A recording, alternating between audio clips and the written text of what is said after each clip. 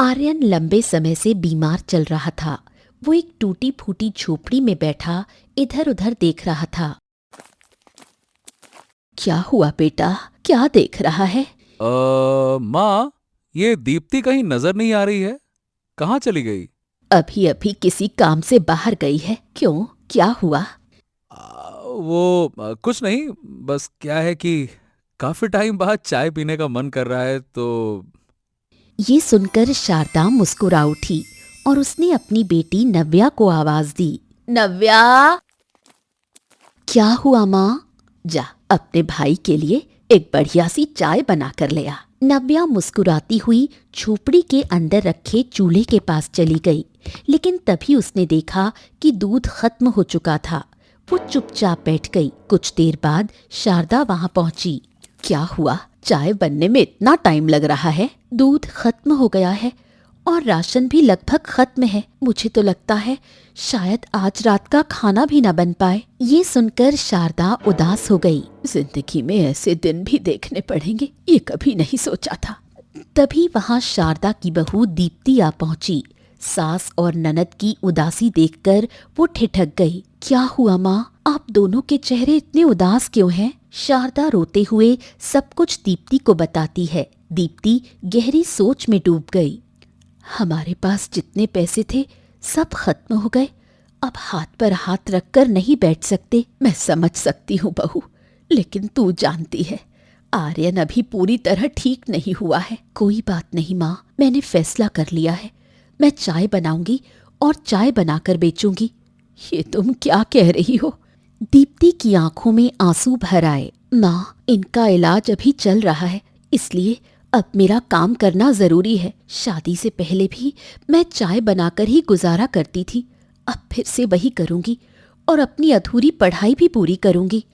अगले दिन दीप्ति ने थोड़ा बहुत कर्ज लेकर झोपड़ी से कुछ दूर सड़क किनारे एक ठेले पर छोटी सी चाय की दुकान खोल ली। कुछ ही दिनों में वहां ग्राहक आने लगे और उसका काम चलने लगा।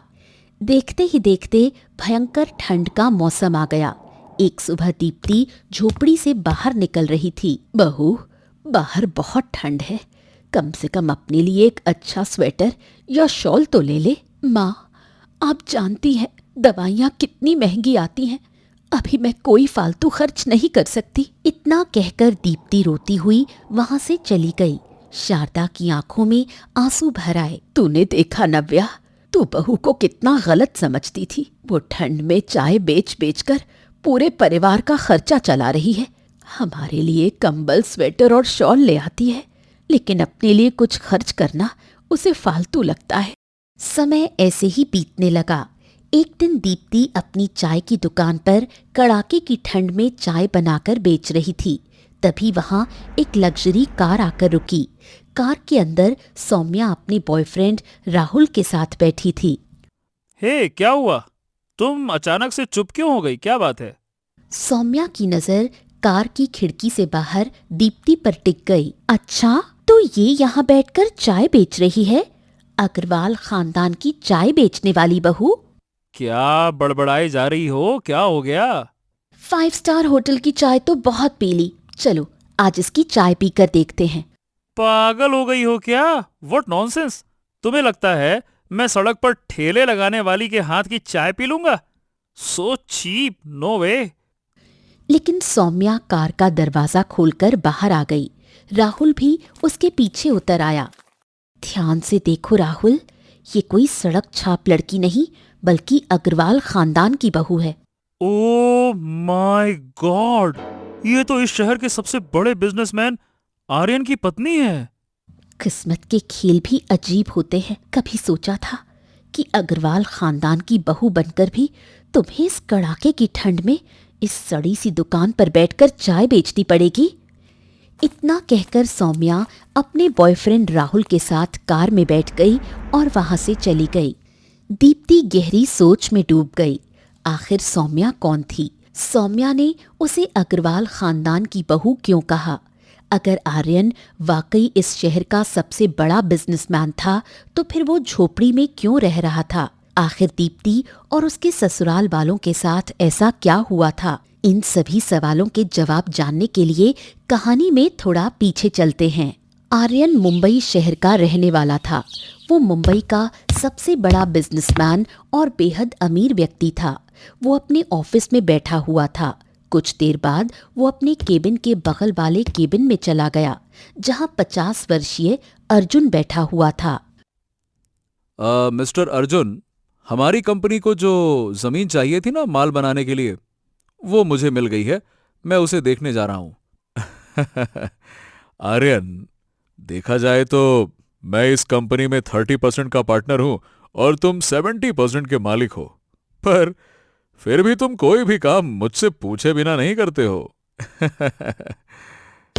आर्यन ऑफिस केबिन से बाहर निकल आया। बाहर निकलते ही आर्यन एक सुंदर लड़की से टकरा गया। वो लड़की कोई और नहीं बल्कि उसके बिजनेस पार्टनर अर्जुन की इकलौती बेटी सौम्या थी। लगता है आपका दिमाग कहीं और है। मेरा दिमाग सिर्फ बिजनेस में रहता है। अचानक सौम्या ने आर्यन का हाथ पकड़ लिया। कभी कभी अपना दिमाग और निगाहें किसी और तरफ भी लगा लिया करो। तुमसे कितनी बार कहा है सौम्या, मैं तुम्हारे पिता की बहुत इज्जत करता हूं। आइंदा मेरे साथ इस तरह की हरकत करने की कोशिश भी मत करना, ब्लडी फूल। इतना कहकर आर्यन वहां से चला गया। सौम्या गुस्से से दांत पीसती हुई वहीं खड़ी रह गई। आर्यन अपनी लग्जरी कार में बैठ गया। कुछ देर बाद वो तेज रफ्तार में गाड़ी चला रहा था। तभी अचानक एक बाइक सवार उसके सामने आया। आर्यन ने तुरंत ब्रेक लगाए। अगले ही पल कार का संतुलन बिगड़ गया और जोरदार एक्सीडेंट हो गया। कुछ देर बाद वहां लोगों की भीड़ जमा हो गई। तभी वहां एक सुंदर लड़की आई। वो लड़की कोई और नहीं बल्कि दीप्ति थी। दीप्ति ने आर्यन को अस्पताल में एडमिट करवा दिया। कुछ घंटों बाद आर्यन को होश आया। ये अब बिल्कुल ठीक है। डॉक्टर के जाते ही दीप्ति वहां से चली गई। कुछ दिनों बाद आर्यन दीप्ति की चाय की दुकान पर आया। धीरे धीरे आर्यन रोज दीप्ति से मिलने लगा और एक दिन आर्यन दीप्ति को अपनी पत्नी बनाकर घर ले आया। घर पर आर्यन के साथ एक नई लड़की को देखकर उसकी माँ शारदा और बहन नव्या चौंक गईं। ये कौन है? आर्यन ने अपनी माँ को सारी घटना बताई। माँ अगर ये नहीं होती ना तो आज मैं शायद जिंदा नहीं होता। और इसीलिए तूने इससे शादी कर ली। अगर तेरी जान कोई भिखारन बचाती तो क्या तू उससे भी शादी कर लेता? भैया, इसे अभी और इसी समय घर से बाहर निकाल दीजिए। आपकी वजह से कॉलोनी में हमारी नाक कट जाएगी। मैं किसी को मुंह दिखाने लायक नहीं रहूंगी। बकवास मत करो नव्या, तुम इनके बारे में बोल रही हो। ये तुम्हारी भाभी हैं और अब ये यहीं रहेंगी। इतना कहकर आर्यन दीप्ति को लेकर अपने कमरे में चला गया। शारदा और नव्या गुस्से में दांत पीसती रह गईं। कुछ ही दिनों में कॉलोनी में शारदा और नव्या का मजाक उड़ाया जाने लगा। माँ, अब बहुत हो गया, कुछ कीजिए ना। मेरा तो बाहर निकलना ही मुश्किल हो गया है। मेरी फ्रेंड्स मेरा मजाक उड़ाती है कि मेरी भाभी चाय बेचने वाली है। शारदा गहरी सोच में डूब गई। टेंशन मत ले, ये चाय बेचने वाली अपने कपड़े नौकरों से नहीं धुलवाती, खुद छत पर सुखाने जाती है। आज जब ये छत पर कपड़े सुखाने जाएगी तब मैं ऊपर जाऊंगी और इसे छत से धक्का दे दूंगी। कह दूंगी पैर फिसल गया और नीचे गिरकर मर गई। दोपहर के समय दीप्ति बालकनी में खड़ी होकर कपड़े फैला रही थी। तभी पीछे से शारदा वहां पहुंची। जैसे ही शारदा ने दीप्ति को धक्का देना चाहा, इत्तेफाक से दीप्ति थोड़ा साइड हो गई।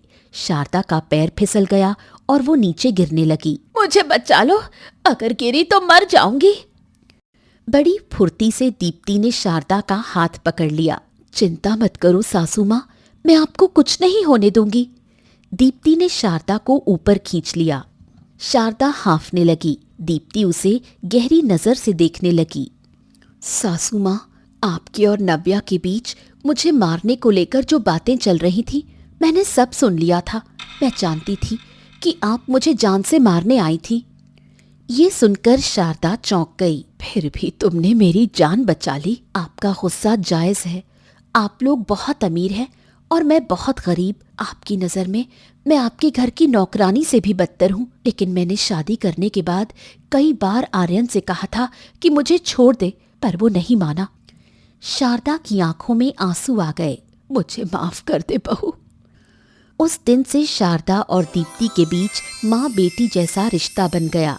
ये बात नव्या को बिल्कुल पसंद नहीं आई। माँ, ये क्या कर रही हो? तुम उसी चाय बेचने वाली के साथ हो गई? तुम तो उसे रास्ते से हटाने गई थी। हमारे बीच तय हुआ था कि उसे हटाने के बाद भैया की शादी मिस्टर अर्जुन की बेटी सौम्या से करवाएंगे।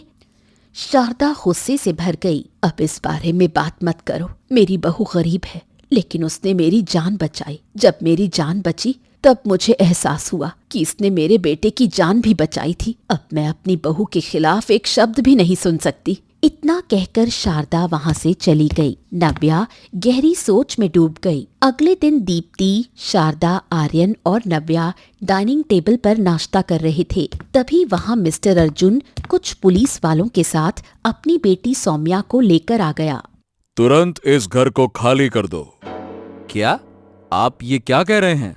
मिस्टर अर्जुन ने कागजों का एक पुलिंदा आर्यन के हाथ में थमा दिया। जैसे ही आर्यन ने कागज देखे, उसके हाथ कांपने लगे।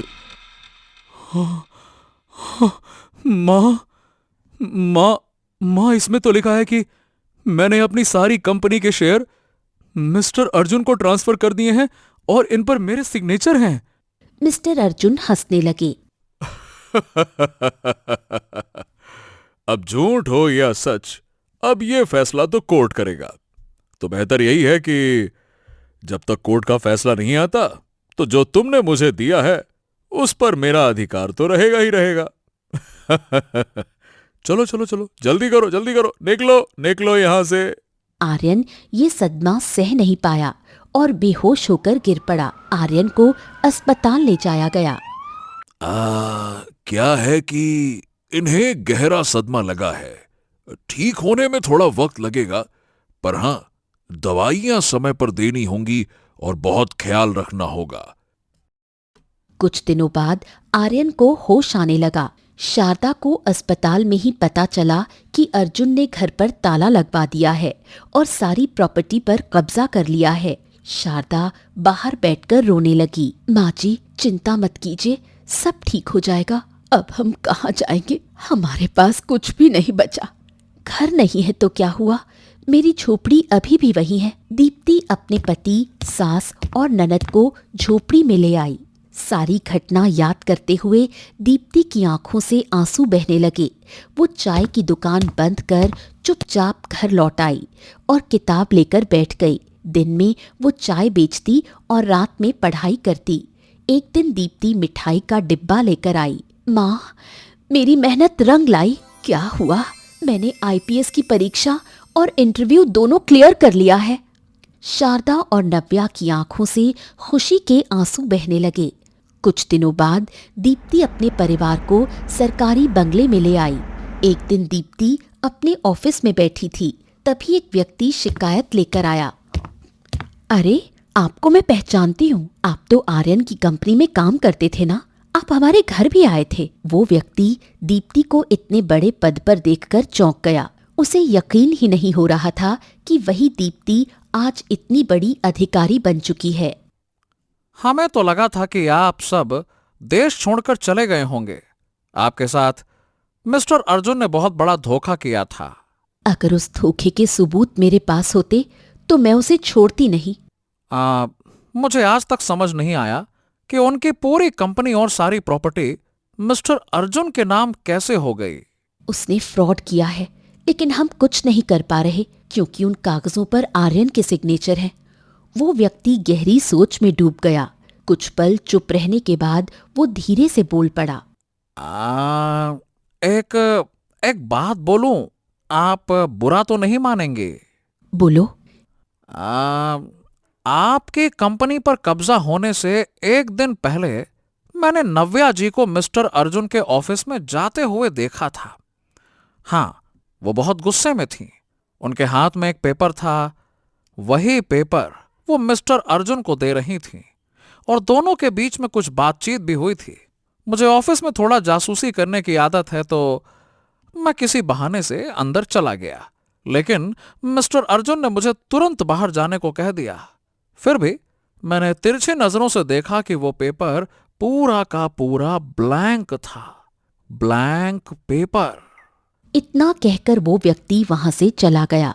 दीप्ति वहीं खड़ी रह गई और उसके सामने पूरी साजिश की तस्वीर धीरे धीरे साफ होती चली गई। दीप्ति सीधे घर पहुंची। नव्या, मुझे सच सच बताओ, तुम मिस्टर अर्जुन के केबिन में क्या करने गई थी? ये सुनते ही नव्या बुरी तरह चौंक गई। मुझे माफ कर दो, आप सबकी बर्बादी की जिम्मेदार मैं ही हूँ। ये क्या कह रही है तू? नव्या फूट फूट कर रोने लगी। जब आप भी भाभी के साथ हो गई थी, तब मैं गुस्से में अंधी हो गई थी। उसी रात मैंने भैया से कुछ कागजों पर साइन करवा लिए। भैया मुझ पर बहुत भरोसा करते थे। उन कागजों के नीचे मैंने एक ब्लैक पेपर रख दिया था। फिर वही ब्लैक पेपर लेकर मैं मिस्टर अर्जुन के ऑफिस गई। मैंने उनसे कहा कि भैया की कंपनी और सारी प्रॉपर्टी अपने नाम कर लो और बाद में सब कुछ मेरे नाम कर देना। लेकिन बाद में मिस्टर अर्जुन पलट गए। उन्होंने प्रॉपर्टी मेरे नाम करने की बात से साफ इनकार कर दिया। तुमने ऐसा क्यों किया नव्या? क्यों?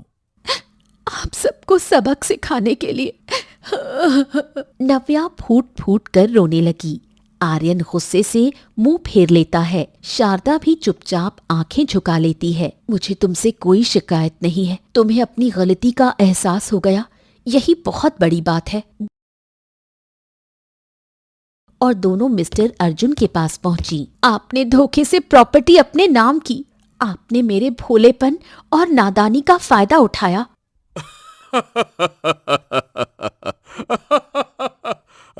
अब देखो, हाँ, ये सच है। नव्या ने धोखे से अपने भाई के सिग्नेचर एक ब्लैंक पेपर पर करवा लिए थे और सारी की सारी प्रॉपर्टी मेरे नाम हो गई। उसने मुझसे वादा लिया था कि कुछ दिन बाद ये सारी की सारी प्रॉपर्टी मैं उसके नाम कर दूंगा, लेकिन अब तो तुम मुझे समझ ही गए हो। तो भला मैं ऐसा करने वाला कहाँ था?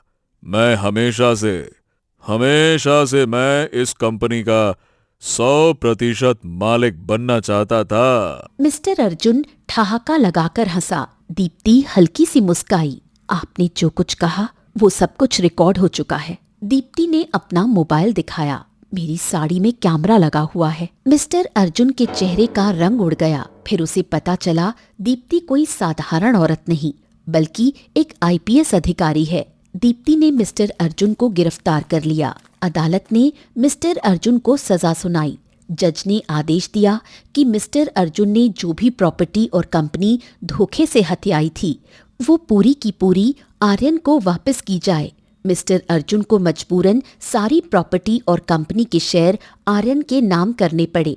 आर्यन ने मिस्टर अर्जुन और उसकी बेटी सौम्या को ऑफिस से बाहर निकाल दिया। जिस औरत को कभी चाय बेचने वाली बहू कहकर ठुकराया गया था, आज वही औरत न्याय की कुर्सी पर बैठकर सच और इंसाफ की पहचान बन चुकी थी।